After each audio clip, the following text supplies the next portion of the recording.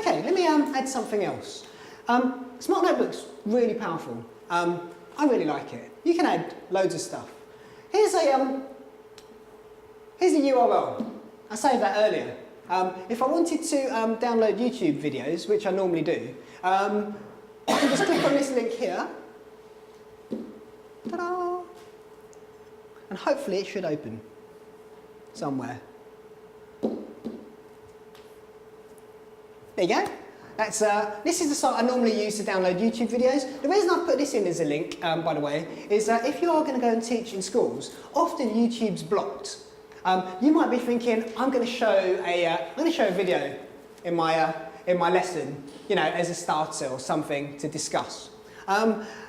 What you then do is well, what I used to do is I used to go into my classroom about 45 minutes earlier, turn on YouTube and get it to download the thing, you know, onto the computer so I could play it live.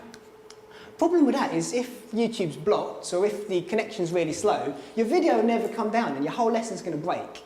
So what I tend to do is if I've got a YouTube video, I come to this site here, zamzar.com, and I go to download videos.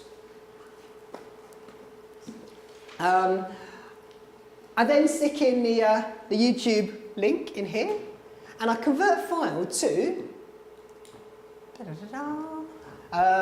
FLV.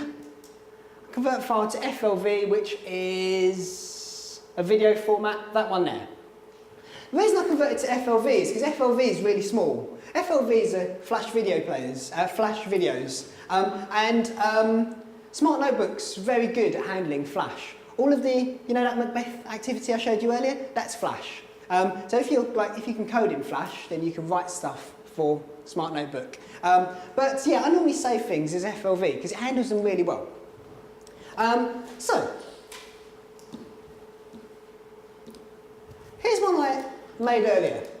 So I took a video from YouTube and saved it using that site. And here it is. Surprise, surprise.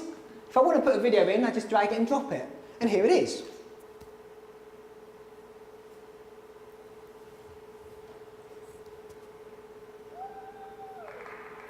In case you're wondering, this is me in Norway in the winter of 2007. It was New Year's Day. There was some black ice on the floor.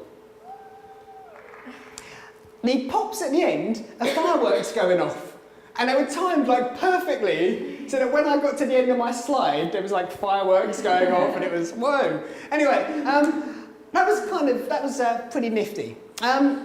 Okay, as you can see, it just plays it in here.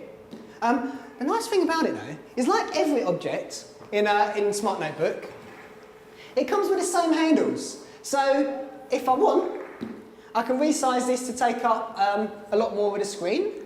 I can clone it, so there's two videos running at a time, so I can do a sort of time-lapse thing. I can play this one, and I can play this one at the same time, but slightly, you know, off from each other, which is quite cool. And that takes a lot of processing power, it's quite clever. I can flip it upside down. I can play the video upside down, and voila, it still runs, which is pretty clever.